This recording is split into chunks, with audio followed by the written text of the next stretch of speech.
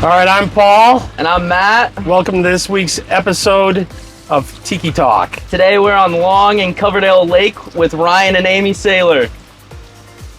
So Matt, why don't you take it away? Let's hear a few facts about Long Lake, and then we'll move over to Ryan and Amy once we wrap that up.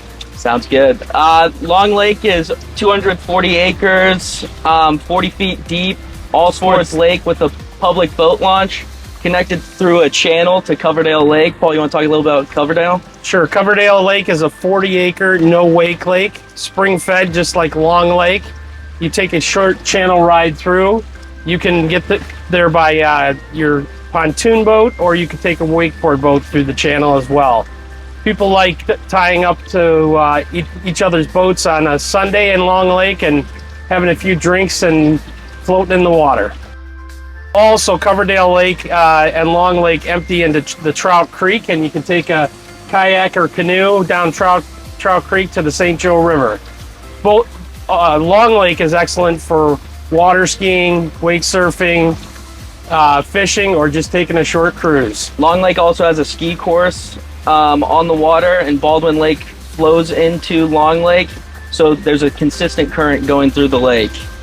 You have any questions for our guest stars, Ryan and Amy? What are you guys' favorite aspects of Long Lake? Definitely being able to go to Coverdale is a great option. Sometimes when Long Lake is busy, you can scoot on over to Coverdale, and it's a no plane lake, so it's very calm and peaceful, and you can hang out there. And it's kind of down in a bowl, so if the wind's blowing, sometimes you're out of the wind. The water's fantastic for swimming. It's kind of a cool ride over there through the lily pads in the channel as well. Can you tell us a little bit about the Lake Association on Long and Coverdale? Sure. The Lake Association is very active. Probably most importantly, they keep track of the quality of the water. They plan lots of events throughout the year. Just last weekend, we had the fireworks flotilla. They do music on the water all the time, poker run, all kinds of stuff.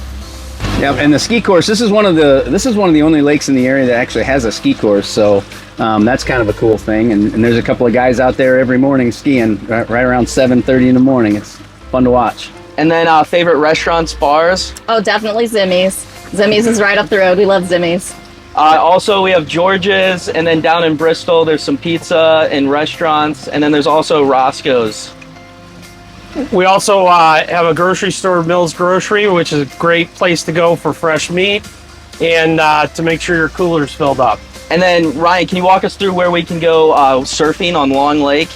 Yeah, so on Long Lake, there's a North Bay, Middle Bay, and a South Bay. In the South Bay, there's a decent spot from this peninsula down here to over here where you run right through the center, turn around, and go back in. But probably the best spot is in the North Bay.